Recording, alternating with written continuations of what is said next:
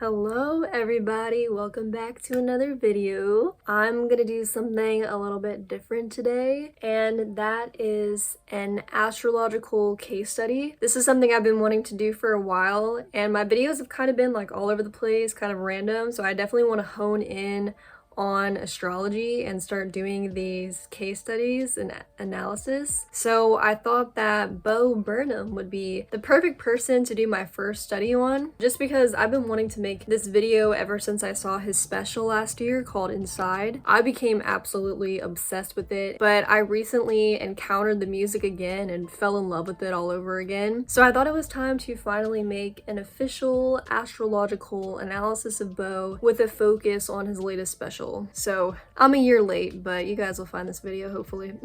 If you're watching this, you probably know who Bo Burnham is, but in case you don't, he's an American comedian, musician, and filmmaker. His comedy shows and skits are often centered around and expressed through his music. He first gained popularity on YouTube and went on to produce 3 comedy specials between 2010 and 2016. He wrote and directed the coming-of-age film 8th Grade, which was released in 2018, and in 2021, he released the most recent special on Netflix called Inside. He's done many other things in his career, but I think these things sum it up the best. So Bo started performing live when he was only 19 years old and stopped when he was about 24 or 25 because he started having severe panic attacks while performing on stage. So he took 5 years out of the live performance spotlight to do some filmmaking and work on his mental health. Then in January 2020, he decided that he was finally ready to start performing again, and we all know that's when COVID hit us and put us all into lockdown, so he could not get back into live performing, so he ended up writing, filming, and directing a brand new special all by himself in his home to capture this lonely, quarantined, what the fuck is going on in the world kind of vibe that many of us were experiencing at that time. It touches on a lot of deep topics such as depression, anxiety, isolation, inequality, pedophilic billionaire elites, overstimulation and internet addiction, and this weird obsession with being seen and admired from a distance but rather disengaged in real life. The existential dread that Bo packaged up so beautifully in this comedic musical masterpiece clearly resonated on a very deep level with a lot of people, including myself. I was actually in a pretty dark place when I first watched Inside, and just witnessing a creative and entertaining reflection of this neurotic, isolated inner tumult was so healing.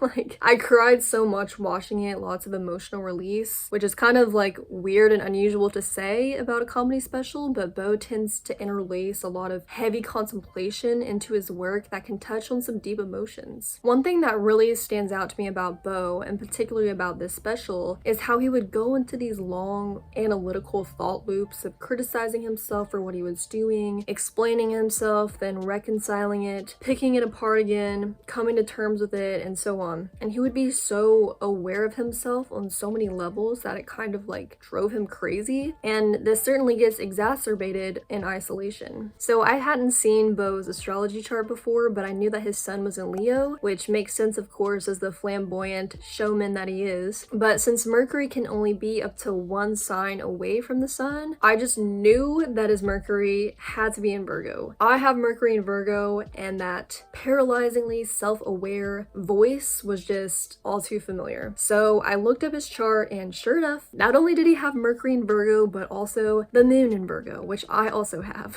I actually have my sun, moon, and Mercury in Virgo, so I can speak to his Virgo dynamic very well, or at least the Virgo dynamic in general. This video could be like 2 hours long, but I'm gonna go into the pieces that I thought were most interesting and relevant to his latest special. So first of all, as I said, his sun is in Leo, and it's placed in the 9th house along with his moon. By the way, I'm using the tropical zodiac with the Placidus house system, so if you use whole signs, it's gonna look a little bit different, and very different if you use the sidereal zodiac. So what do we know about Leo? Leo is considered the king of the zodiac. It's fixed fire sign, symbolized by the lion and ruled by the sun. So Leos tend to have this pride and boldness about them. They're these bright, noble, and central characters that radiate a lot of warmth and light. Leos are natural leaders, and if developed in a positive way, they can attract a very loyal circle of people around them, and Bo definitely has a very loyal following of fans. I like to think of the sun sign as the hero's journey. In depth psychological terms, the sun sign is kind of like our process of individuation, what we're individuating into. And I think of the Leo hero's journey as becoming and realizing oneself through what one creates and puts out into the world, and how those creations are received by others. Leo rules the creative urge in man, so Leos tend to be very creative souls, as Bo Burnham demonstrates, and they definitely seek recognition and admiration through their creations because that's how they come to know themselves. And with the sun and moon in the 9th house, we see that the 9th house themes of philosophy, morals, expansion, exploration, and the big questions in life are very important to him.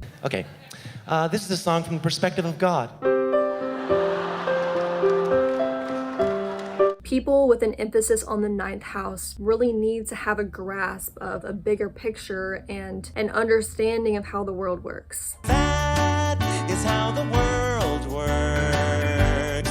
That is how the world works. Now, with all of that self-seeking through Leo creative expression on stage and in film, we see some major Virgo undertones in the background with his Virgo moon. So if we think about the sun as how we individuate ourselves and progress through life, what we are becoming, then we can think of the moon as where we came from and revert back to. It's the process of regression. That's why the moon is associated with comfort, security, emotion, instincts, the tribe, the mother, and the nurturing principle. So if the sun is who we are when we go out and work and make something of ourselves during the day, the moon is who we are when we come home and make ourselves feel comfortable and safe at night. It's what we regress or retreat back into on an instinctual, emotional, and private level. So as a moon in Virgo, I can attest to this, that the moon is not so comfortable in Virgo because Virgo tends to be perpetually unsettled. Virgo is the harvest maiden. It rules the last month of summer, when traditionally we needed to sort through the harvest and discriminate between what's useful and what's wasteful so we could prepare for the winter months. Therefore, Virgos come with sharp critical faculties. They have an orientation towards the details and have a very practical and analytical nature. Nothing is ever quite good enough for Virgos because their job as an archetypal character of the zodiac is to solve problems, fix things, improve, perfect, and prepare. Virgo is the last sign at the bottom, nighttime half of the zodiac before we get to Libra, and the daytime upper half, which is oriented more towards how we interact with the world. So Virgo is kind of like in this perpetual state of cleaning up, improving, and perfecting themselves before going out into the world for the first time, metaphorically speaking. And Virgos, especially Virgo moons, do have a tendency to isolate themselves so they can fix or improve some aspect of themselves, which I definitely do, and we see Bo doing this as well. And I didn't perform for 5 years. I spent that time trying to improve myself mentally. So you can imagine that having the moon in Virgo, Bo is constantly criticizing himself and picking himself apart. And Virgos also tend to be this more behind the scenes, out of the spotlight character. It's a service-oriented sign, so there can be a bit of like shunning of attention at sometimes. So I can imagine that his Virgo moon is constantly criticizing and attacking his Leo sun for wanting all of this attention and thinking he's so great and worthy of the spotlight. And there's only one thing that I can do about it. While being paid and being the center of attention.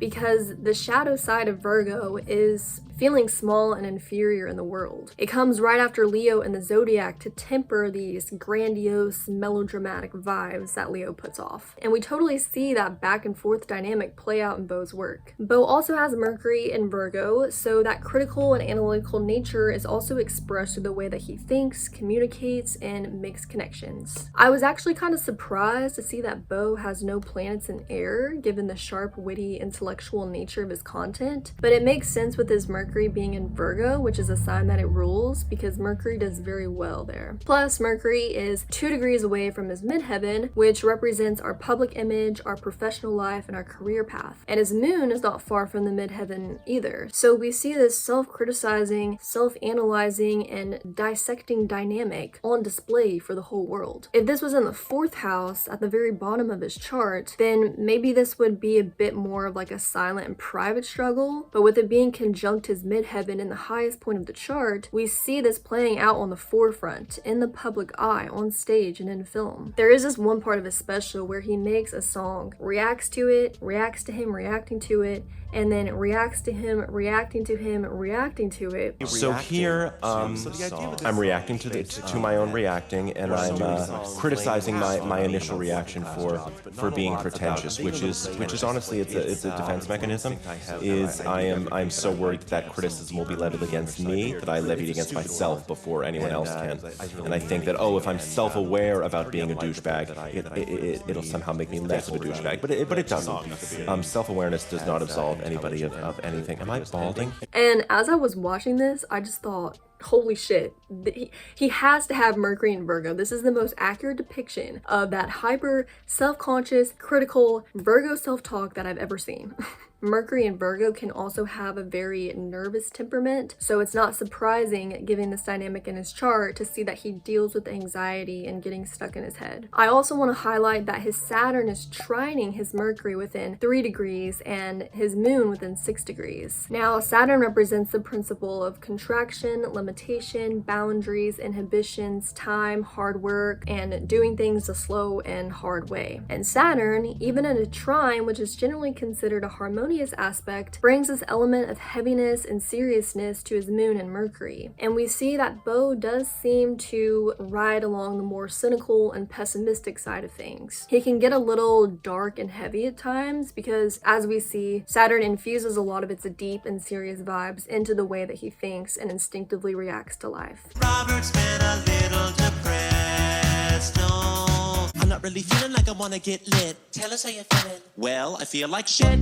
Oh, shit. It's also interesting because the Moon can also indicate our literal home. It's how we nurture ourselves and make ourselves feel comfortable, so naturally, the Moon placement tends to tell us about the nature of someone's literal home, what they surround themselves with, what makes them feel safe, etc. So a Moon that's in contact with Jupiter, for example, the planet of expansion, inflation, and abundance, may have a very large home, or a home that's full of decor, or exaggerated and grand in some way. But as we see with Bo, a Moon that's in aspect with Saturn tends to be just the opposite. The Saturn influence can be kind of austere. The Saturn home is more likely to be small, empty, minimal, and plain. And also maybe kind of lonely. I bet you that most Saturn Moon people would prefer to live alone if they could, or at least have in some point of their lives. And what's even more interesting is that as Bo is filming inside, he turned 30 years old. Now I'm turning 30.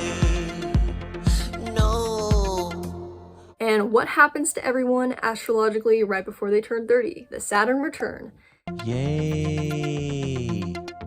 So Saturn takes about 29.5 years to complete one cycle around the sun. So for everybody, the first Saturn return tends to kick in and have an influence from ages 28 to 30. So the completion of any astrological cycle represents a little death and rebirth. And with Saturn, as it returns to its original position for the first time, this is when we fully grow into ourselves and are forced to step it up and mature. It's usually when we feel this heaviness and this, oh shit, I need to grow up kind of vibe. And it's often when we're forced to take on more responsibilities and come to terms with reality and the fact that we do have a limited number of years on this earth, so it's time to get our shit together. It can also be a time of hard work and dedication, undergoing the stress and limitations that it takes to bring something into fruition, which we see with Bo taking on this huge creative project by himself during his Saturn return. Everyone's Saturn return looks a little bit different depending on their specific Saturn placement in the chart. So with Bo's Saturn trining his Moon,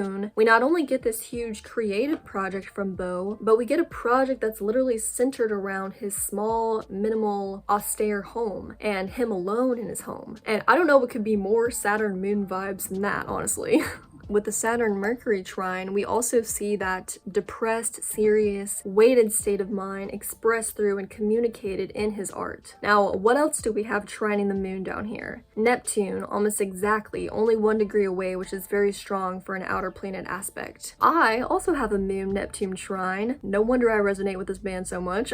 As a boundary dissolver, Neptune in contact with the Moon can make someone very attuned to the suffering of the world and the need for redemption. So even though Bo barely has any water in his chart, this Moon-Neptune trine probably makes him feel a lot of sensitivity towards others and what they're thinking and feeling. I don't want you to ever think that I think I'm better than people or that I think I know better than people. Anyway, sorry. The truth is my biggest problem's you. I wanna please you, but I wanna stay true to myself. I wanna give you the night out that you deserve, but I wanna say what I think and not care what you think about it. Neptune also represents the principle of sacrifice. As a dissolver, a merger, purifier, and a washer-awayer, Neptune is actually very resonant with the Christian symbolism and the role of the martyr, the one who sacrifices oneself for the suffering of others. And I'm really fucking sorry.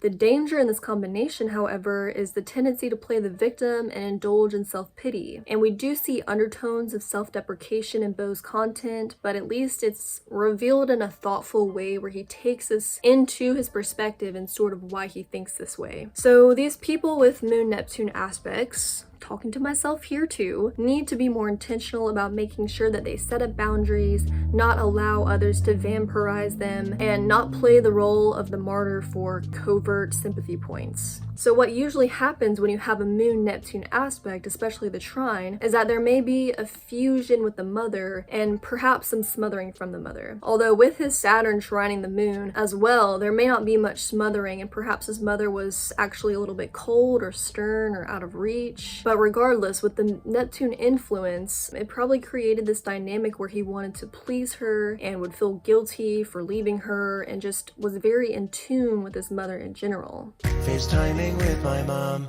And now if we take a look back at his sun, we see that Beau also has Mars squaring it. Now the sun, in contrast to the moon, represents the fathering principle and can indicate the literal father, since that tends to be where our image of father usually comes from. And squares are hard angles and tend to indicate tension and friction in the chart. This is where you have two energies rubbing up against each other in the wrong way, and it can create a very uncomfortable friction in the psyche that often manifests as tense situations in our life, so we can work through this. And with Mars, the planet of raw primal life force, the willpower, and the way we assert ourselves and our natural aggression, squaring the sun, the fathering energy, and our own inner authority, there could be some conflict with the father archetype for Beau. In other words, Beau may have some daddy issues, which does seem to come up a lot in his comedy. Say hi to dad. He says how you doing, but I say I'm not so bad, and that's the deepest talk we've ever had. And with the square, there's probably a conflict of wills between Beau and his father. Perhaps Beau's father didn't demonstrate the healthiest version of masculine energy. Maybe he was a little too rough or aggressive or angry. And for a lot of people that grow up with this dynamic, especially guys, the common reaction to this is to shun the masculine principle altogether, or at least like resist it a little bit, and maybe feel a little bit insecure or on edge about asserting oneself and expressing dominance, since they were perhaps exposed to a lot of the negative expressions of that energy early on in life. And I think we kind of see that with Beau. He constantly questions his right to speak up and attacks himself for having the audacity to express his opinion. The world needs direction from a white guy like me. Bingo. American white guys, we've had the floor for at least 400 years, so maybe I should just shut the fuck up. We also see that he has Mars and Taurus in the 6th house of daily work and routine. So it's clear that Beau has the ability to sit down and focus on something for a long period of time and do it every day with that Taurus fixed earth energy. So his capacity to work long and hard to bring something into fruition is very strong, which we can obviously see by the fullness of his working career at only 30 years old. And he actually has a Mars, Saturn, Mercury, Grand Earth trine. I look like I'm doing the Illuminati thing here, which indicates strong skill or talent. Grand trines indicate a lot of ease and flow in the energy that's represented. So Mars trining Saturn only adds to his productivity and capacity for hard work. And the two of those trining Mercury point to an ease in communicating and expressing all of this, and right up there at the zenith of his chart too, so it's in the public eye. And one last thing I want to touch on is his rising sign. The ascendant, as the entry point into the chart, represents the way that we readily display display ourselves to the world. It's likely to be the first impression that others will have of us because it's what we lead with, kind of like our approach to life. And we see that Beau's rising sign is Sagittarius, which makes a lot of sense as Sag tends to be the classic jokester, class clown character. It's a signature placement for comedians for sure. It's ruled by Jupiter, so it has this buoyant, vibrant, and jovial vibe. It wants to uplift others and make light of things, which we often see expressed through turning problems into jokes. If you wake up in a house that's full of smoke, don't panic. Call me and I'll tell you a joke. Sagittarius is also concerned with grasping the bigger picture. It's symbolized by the archer pointing its bow up towards the sky in the pursuit of knowledge and truth. And this is an important skill for comedians to have when you think about it, because they're essentially holding up the reality of our experience at different angles for us to see and exposing truths by making fun of it and turning everything into a joke. Also, we as comedians are philosophers. Yes, all right, Lenny dude. Bruce, Richard Pryor. We are hold up a mirror, history-changing cultural figures, and you need to recognize that. All right. Comedians are like master storytellers and truth revealers, all while entertaining and making people laugh. Classic Sagittarius archetype. And since Jupiter rules his rising sign, this makes Jupiter Beau's chart ruler. And we see that Jupiter is also in Leo, which just emphasizes the drama of his creative expression. And Jupiter is also trining his ascendant by 2 degrees. So Beau definitely has a ton of creative energy pulsing through him. But yeah, I think that is like the main things that I want to go over right now. If you guys catch anything else that you think is really cool about his chart, you should let me know in the comments. Like I said, I want to start making some consistent videos like this, doing some astrological analysis and focusing my channel more on astrology. So I really hope you guys enjoyed this. And yeah, if you haven't seen Beau Burnham and his special inside, definitely check that out. The music is awesome. But anyway, thank you guys for watching, and I will catch you guys in my next video. Stay woke.